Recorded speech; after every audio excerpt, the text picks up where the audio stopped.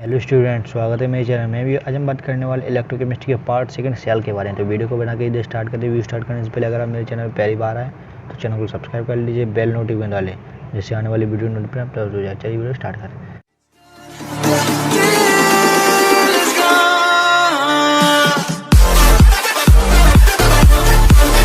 जैसा कि मैंने इसका फर्स्ट पार्ट बना दिया था जिसमें थ्योरी पोर्शन था, जो मैंने कंप्लीट करा दिया है। अब इसका पार्ट सेकंड है, जो कि कभी कभी बोर्ड में सेल का पूछ लेते 5 नंबर क्वेश्चन आता है। पिछली बार शुष्क सेल पूछ लिया था, ठीक है ना। तो आगे बढ़ते हैं इसी तरह से।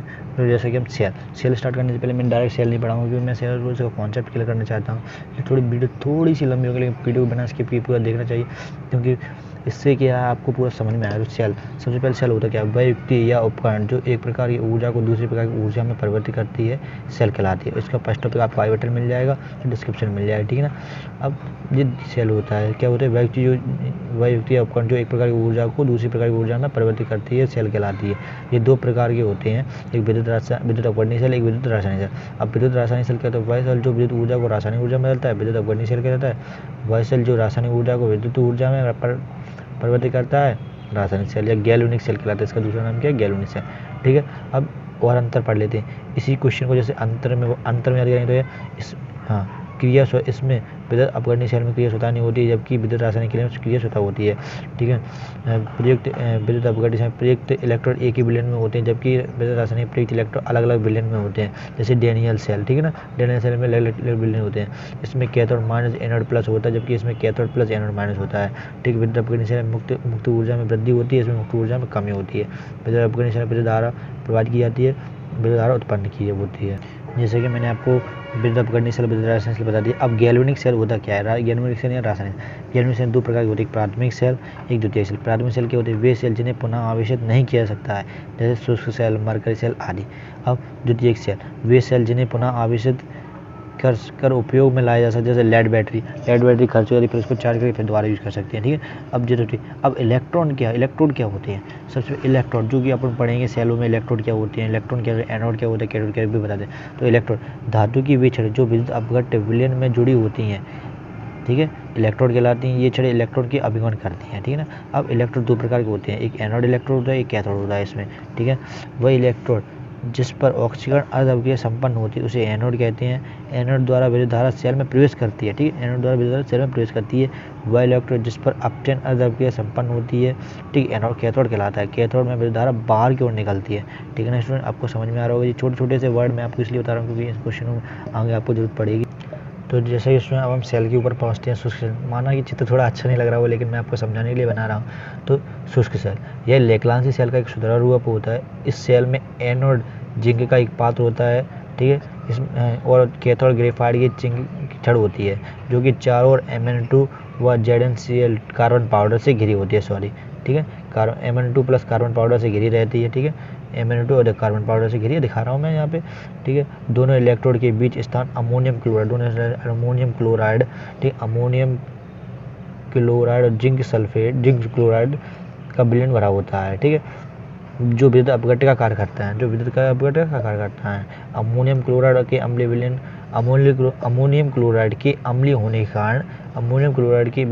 के कारण जिंक धातु के संचरण कर देते हैं, इसलिए यह सेल अधिक दिनों तक कार्य नहीं करेगा। जैसे बैटरी के सेल जब अपन किसी घड़ी में डालते हैं, ठीक है, तो वो सेल शुष्क सेल ही होता है। अब कार्यविधि समझते हैं, यानी इसके थोड़ा सा मेथड। तो कार्यविधि इंपॉर्टेंट है। 5 नंबर क्वेश्चन आता है। 1 नंबर चित्र होता है, 2 नंबर ये वो होती है, क्या कहते हैं, 2 नंबर इसकी डेफिनेशन होती है, चित्र का वर्णन होता है, 2 नंबर का हमारी कार्यविधि होती है। तो कार्यविधि में सबसे पहले विद्युत अपघट्य का वियोजन। तो जब अमोनियम क्लोराइड को हमने किया, तो अमोनिया को तोड़ा, तो क्या हुआ, उत्क्रमणीय अभिक्रिया हो रही है, तो NH2NH4 और Cl अलग कर दिया, क्योंकि 2 इलेक्ट्रॉन बैलेंस ही करिए, इसलिए 2 इलेक्ट्रॉन को हमने दो कर लिया, इसलिए ये बराबर हो गई, ठीक है। अब बढ़ते हैं एनोड। जैसे कि मैंने आपको बताया था कि एनोड क्या होता है, यह एक ऑक्सीजन अर्ध अभिक्रिया संपन्न करती है, इसमें इलेक्ट्रॉन त्यागे जाते हैं। यदि जिंक सल्फेट में 2 इलेक्ट्रॉन त्यागे जाते हैं तो जो 2 के घात बन जाएंगे, सॉलिड था एक्वस में चेंज कर दिया, इसलिए जी। अब हम बात करते हैं स्टूडेंट्स कैथोड के ऊपर। इस पर अपचयन अर्ध अभिक्रिया संपन्न होती है, इसमें इलेक्ट्रॉन ग्रहण किए जाते हैं। तो अमोनिया में 2 इलेक्ट्रॉन ग्रहण करें तो क्या होगा, तो 2 इलेक्ट्रॉन के तो 4 3 6 हो जाएंगे इलेक्ट्रॉन, तो इसलिए हमें 2 3 जाने लगा, तो 3 दूनी 6 और 2, तो कितने हो गए 2, तो 4 2 6 हो गए, 6 हो गए, तो बराबर इक्वेशन हो गई। अब बढ़ती है संपूर्ण सेल। संपूर्ण सेल क्या होता है? संपूर्ण सेल जब एनोड पर होने वाली ऑक्सीजन अभिक्रिया और तथा कैथोड पर होने वाली अपचयन अभिक्रिया कैथोड के संपूर्ण योग को संपूर्ण शेल कहते हैं, मतलब दोनों के योग को संपूर्ण। अब इन दोनों जोड़ा तो 2 इलेक्ट्रॉन से 2 इलेक्ट्रॉन का धन धन करेगा, तो समीकरण में Zn+2NH4 प्लस अभिक्रिया Zn+2+2NH3+H2 इस तरीके से संपूर्ण शेल अभिक्रिया होती है। थोड़ा सा इसके और बस यहाँ तक अगर आप वहाँ तक कर जाएंगे तो आपको 5 नंबर मिल जाएंगे। फिर में अगर आपको Zn+NH4 क्योंकि NH4 N की वैल्यू सेकेंडरी वैल्यू वो पॉजिटिव वैल्यू 2 होती है, सेकेंडरी वैल्यू से 4 होती है। क्योंकि हम संकुल आयन बना रहे हैं तो इसमें हम सेकेंडरी वैल्यू लेंगे, तो ZnNH3 अमोनिया के साथ 4 नीचे आ जाएगी, तभी चाहती है 12 होंगे 4 टाइम्स से, और सेकेंडरी वैलेंसी कितनी है तो वो ऊपर आ जाए, इसलिए संकुल आयन बनाते हैं। ठीक है, अब ये वाला पॉइंट मैंने इसलिए समझाया कि जब अमोनियम ऑक्सीकरण कर देता है ऑक्सीजन, तो एक नवजात ऑक्सीजन बनता है, तो नवजात ऑक्सीजन को जल के साथ क्रिया करते हैं तो 2MnO2 + H2 + Mn2O3 + H2O। ठीक है, अब बात करते हैं हम इलेक्ट्रोड विभव के बारे में। इलेक्ट्रोड विभव होता क्या है? इलेक्ट्रोड विभव नाम से पता पड़ा जब किसी धातु की छड़ को उसी धातु के लवण के विलयन में डुबोया जाता है तो धातु की छड़ और विलयन के बीच विभवांतर उत्पन्न हो जाता है। ठीक है, तो धातु की छड़ और विलयन के बीच क्या उत्पन्न हो जाता है? विभवांतर उत्पन्न हो जाता है। विभवांतर में विभवांतर को इलेक्ट्रोड विभव कहते हैं। जो विभवांतर उत्पन्न होता है उसी को क्या कहते हैं अपन लोग? इलेक्ट्रोड विभव कहते हैं। इसे ई से प्रदर्शित करते हैं। इसे किससे प्रदर्शित करते हैं? इलेक्ट्रोड विभव को इसे ई से प्रदर्शित करते हैं। ठीक है ना, इसे ई से प्रदर्शित करते हैं तथा वोल्ट में नापते हैं। इसी को में नापते हैं वोल्ट में। उदाहरण के लिए देखो, उदाहरण के लिए मैंने यहाँ पे लिया जिंक की छड़ को जिंक सल्फेट के विलयन में डुबोया जाता है, तो जिंक की छड़ और विलयन के संपर्क स्थल में जो विभवांतर उत्पन्न होता है ना, तो मैंने लिखा है इस संपर्क स्थल में विभवांतर उत्पन्न होता है, उसे इलेक्ट्रोड विभव कहते हैं। ठीक है ना, यहाँ पे मैंने 2 लिए हैं। एक देखो, जब जिंक की 2 इलेक्ट्रॉन गए तो 2 ऊपर आ गए, जो ऑक्सीजन का अभिक्रिया होगी, और जब हमने कॉपर पे लाई तो वहाँ अपचयन अभिक्रिया होगी। ठीक है ना, एक्वस से सॉलिड में होता है, यहाँ सॉलिड से एक्वस में होता है, क्योंकि वहाँ अपचयन हो रहा है। ठीक है ना, इसलिए मैंने यहाँ पे समझा दिया। अब मैं यहाँ पे थोड़ा सा और समझा देता हूँ। क्योंकि एनोड क्या होता है? ऋण ध्रुव होता है, इलेक्ट्रॉन स्रोत होता है, ऑक्सीजन अभिक्रिया होती है, इसमें विद्युत धारा होती है और अंदर की ओर प्रवेश करते हैं, जबकि इसमें बाहर की ओर प्रवेश करते हैं, धन ध्रुव होता है, इलेक्ट्रॉन ग्राही होते हैं, ऑक्सीजन अभिक्रिया होती है, विद्युत धारा इसमें भी होती है। ठीक है ना, तो ये कॉन्सेप्ट आपको समझ में आ गया होगा। आगे बढ़ते हैं इसी प्रकार। अब बात करते हैं हम थोड़ा डैनियल सेल के बारे में। तो डैनियल सेल कुछ थोड़ा सा न गड़बड़ सेल है, इसलिए थोड़ा ये जाना काम बहुत हैवी सेल है, इसलिए इसका उपयोग कम किया जाता है। तो डैनियल सेल नाम से पता पड़ा, इसमें 2 सेलों को बैटरी की तरह 2 सेल का उपयोग करके बनाया जाता है। तो यह एक सामान्य गैल्वेनिक सेल होता है। ठीक है, यह सामान्य गैल्वेनिक सेल होता है। इसकी मैं डेफिनेशन होता है, इसमें थोड़ा सा डेफिनेशन मैं आपको समझा देता हूँ। इसमें जिंक धातु की एक पट्टी होती है, जैसे जिंक धातु की पट्टी दिख रही होगी आपको। ठीक है, जिंक धातु की पट्टी एक बीकर में रखे जिंक सल्फेट के विलयन में कॉपर धातु की पट्टी को कॉपर सल्फेट में डुबो देते हैं। कॉपर धातु की पट्टी कॉपर सल्फेट के विलयन में डुबो देते हैं। ठीक है, चूँकि इलेक्ट्रॉन का अभिगमन करती हैं, इसलिए इन्हें इलेक्ट्रॉन कहते हैं। अपन ने जैसे इलेक्ट्रॉन विभव बताया था, चूँकि संपर्क स्थल में रखें तो इलेक्ट्रॉन का इलेक्ट्रॉन विभव कहते हैं। ठीक है, दोनों इलेक्ट्रॉन के बीच वोल्ट मीटर में से होकर एक तार जोड़ दिया जाता है। देखो, दोनों वोल्ट मीटर, एक वोल्ट मीटर जरा एक दोनों तो एक तार जोड़ दिया हुआ है, इन्हें धन ध्रुव एक जोड़ देते हैं। ठीक है, जोड़ दिया जाता है। अब दोनों बीकरों में रखे विलयन को एक उल्टे एक यू आकार की नली से जोड़ दिया जाता है। इस नली को अगर युक्त KCl का पेस्ट है ना, KCl जाना जा रहा है और Cl इधर साइड जा रहा है। ठीक है, का पेस्ट भर दिया जाता है तो नली में लवण सेतु कहते हैं। तो इस नली को क्या कहते हैं अपन? इसका नली का नाम है लवण सेतु। और ऊपर वाली नली क्या कहते हैं? Volt meter. ठीक है, जिसमें तो वोल्ट मीटर की सुई विक्षेप से पता चलता है कि दोनों इलेक्ट्रोड के मध्य विभवांतर है। ठीक है, विक्षेप से पता पड़ता है कि दोनों में वोल्ट मीटर जो कि अपने लगाए विभवांतर है। ठीक है ना, सुई के विक्षेप की दिशा बताती। इस धारा बाहरी परपथ में होकर कॉपर पट्टी से जिंक पट्टी की ओर बाहर और बहती है। इस अर्थ में यह हुआ कि इलेक्ट्रॉन जिंक पट्टी से कॉपर पट्टी की ओर प्रभावित होता है। जैसे कि देखो, मैंने यहाँ पे बता ही दिया था आपको कि यहाँ पे देखो Zn पे अगर हम 2 इलेक्ट्रॉन करेंगे तो 2 इलेक्ट्रॉन प्लस में होंगे, तभी तो Zn की क्रिया नहीं, कॉपर में से 2 इलेक्ट्रॉन जोड़े तो कॉपर हट जाएगी। इसी प्रकार देखो, यहाँ केस किया जा रहा है और यहाँ से इलेक्ट्रॉन जा रहा है, यहाँ से इलेक्ट्रॉन ग्रहण कर रहा है। ठीक है ना स्टूडेंट, अब इसकी कार्यविधि के बारे में जान लेते हैं। कार्यविधि क्या है? तो कार्यविधि तो विद्युत अपघट्ट का वियोजन, जैसा कि पहले आपने पढ़ा है, विद्युत अपघट्ट का वियोजन क्या होता है? Zn/SO4। तो जब उत्क्रमण होगी तो Zn पे 2 पावर, SO4 पे तो 2 की 2 वैलेंसी कट जाएगी। क्रिया तो आती है Zn की पावर, SO4 जा की पावर यहाँ आएगी, जा की पावर 2 से 2 कट जाएंगे। ठीक है, इसलिए ये हल हो जाएगा। ठीक है ना, अब बढ़ते हैं एनोड पर। इस पर ऑक्सीकरण अर्धविक्रिया संपन्न होती है, इलेक्ट्रॉन त्यागे ना।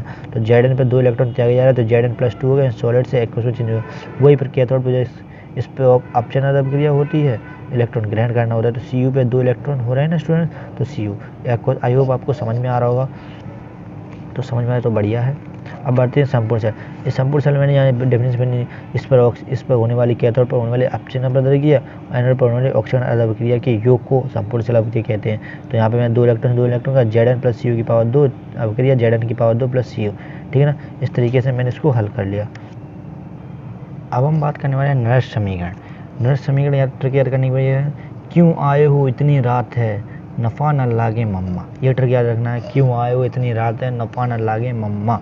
तो इस सेल में विद्युत वाहक बल का मान, ठीक है, मैं आपको इस सेल में विद्युत वाहक बल का मान सांद्रता व ताप पर इस प्रकार निर्भर करता है। इसका अध्ययन किस प्रकार निर्भर करता है, इसका अध्ययन नर्स वैज्ञानिक ने बताया था, ठीक है, बताया था। इस समीकरण को, इन कारकों प्रभाव को व्यक्त करने के लिए एक समीकरण नियम दिया जिसे नर्स समीकरण कहते हैं। जैसे कि इतनी क्यों आए हो इतनी रात, इतनी रात है नफ़ा न लागे मम्मा, ठीक है। तो एन यानी अभिकारक अभिक्रिया में भाग लेने वाले इलेक्ट्रॉन की संख्या, यानी इलेक्ट्रोड विभव, ई पे 0 मानक इलेक्ट्रोड विभव, आर यानी विलयन स्थिरांक, टी यानी केल्विन ताप, एफ यानी फैराडे स्थिरांक 96,500 कूलाम, ठीक है।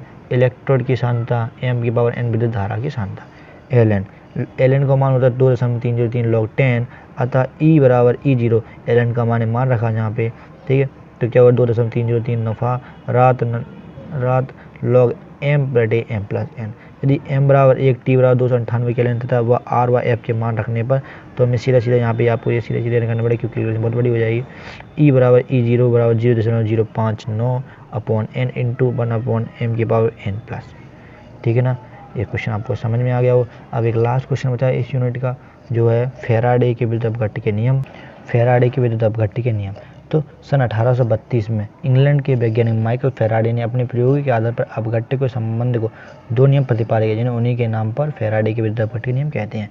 जिसमें प्रथम नियम कहता है कि विद्युत अपघट्य में किसी इलेक्ट्रोड पर मुक्त हुए पदार्थ की मात्रा विद्युत अपघट्य विलयन में प्रवाहित होने वाली विद्युत धारा की तीव्रता के समानुपाती होता है। देखो यहाँ पे लेना है डब्ल्यू यानी क्या है, इलेक्ट्रोड पर मुक्त होने वाले पदार्थ की मात्रा, ठीक है। जेड क्या है, विद्युत रासायनिक तुल्यांक। आई क्या है, विद्युत धारा की तीव्रता। टी क्या है, समय। और क्यू क्या है, प्रवाहित आवेश यानी कूलाम 96,500। तो डब्ल्यू समानुपाती क्यू बराबर क्या होता है, आई अपॉन टी, जैसे कि हम पिछले सब निकाल चुके हैं। तो डब्ल्यू समानुपाती आई टी, क्यू की जगह हमने रखा आई टी। तो जब समानुपाती नहीं रहता तो क्या है, जेड आया, ठीक। इस तरीके से अपन कर लिया। अब जेड का मान था ई बटे 96,500 जैसा कि, ठीक है। तो मैंने डब्ल्यू बराबर रखा जेड की जगह, तो क्या है ई बटे 96,500 और आई टी, ठीक है। इस तरीके से अपन इसको निकाल लेते हैं। अब इसके फैराडे का द्वितीय नियम क्या कहता है, द्वितीय नियम कहता है श्रेणी क्रम में जोड़े गए विभिन्न विद्युत अपघट्य के विलयन को समान तीव्रता की विद्युत धारा समान समय में इलेक्ट्रॉन विद्युत धारा प्रवाहित की जाए तो इलेक्ट्रॉन पर मुक्त होने वाले पदार्थ की मात्रा उसको तुल्यांकीय भार के समानुपाती होती है। तो श्रेणी क्रम में, तो डब्ल्यू समानुपाती गणितीय रूप में मैंने इसको व्यक्त किया, ठीक है। तो प्रथम नियम में कहते हैं कि W1 समानुपाती WE1, तो समानुपाती नहीं रहेगा तो किया है, तो W1 बटे E1 बराबर के। इसी प्रकार दूसरा भी लिया, उसमें भी हमने W2 समानुपाती E2, तो W2 बराबर के E2, तो W2 अपॉन E2 बराबर के। समीकरण एक बार समीकरण 2 को हल किया, तो W1 बटे E1 बराबर W2 बटे E2, क्योंकि दोनों में के कॉमन था, या W1 बटे W2 बराबर E1 बटे E2। इस तरीके से अपन हल कर लेते। अब अनुप्रयोग किसी तत्व या मूलक का तुल्यांक की भार ज्ञात करने में, इलेक्ट्रॉन पर मुक्त हुए पदार्थ की मात्रा ज्ञात करने में, विद्युत रासायनिक तुल्यांक की व्याख्या करने में, ठीक है ना। इस तरीके से आपका ये पूरा टॉपिक क्लियर हो चुका है इलेक्ट्रोमैग्नेटिक, ठीक है ना। तो वीडियो कैसे लगती है, वीडियो अच्छी लगती है तो वीडियो लाइक कर देना, चैनल को सब्सक्राइब कर देना और बेल नोटिफिकेशन दबा देना, आपको रेगुलर अपडेट मिलती रहेगी, ठीक है ना। तो तब तक के लिए मिलते हैं अगली वीडियो में, तब तक के लिए धन्यवाद। Tell me pretty lies, look me in the face, tell me that you love me.